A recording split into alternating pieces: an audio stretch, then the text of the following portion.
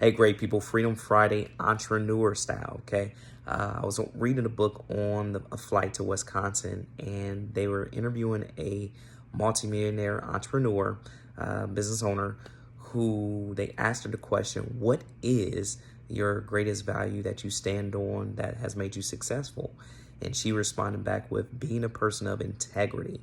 And she went on further to say that, your word is bond and you should always honor your word. And so she gave some examples of where, she knew she wasn't going to be able to make the payment to the bank on the loan, or she knew she wasn't going to be able to provide the service that she provided.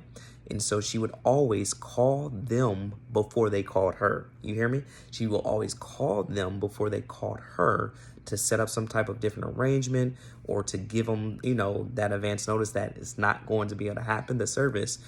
And that has paid dividends to her, to the point where she built even greater relationships with those people, with those banks.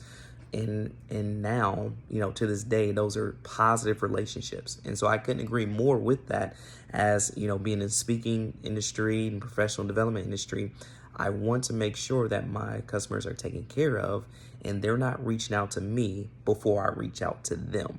And so as entrepreneurs, it can be hard because you're wearing many hats, and I get it, but make sure you take the time to make sure you're being a person of integrity, because your word is bond. Without it, you will lose business.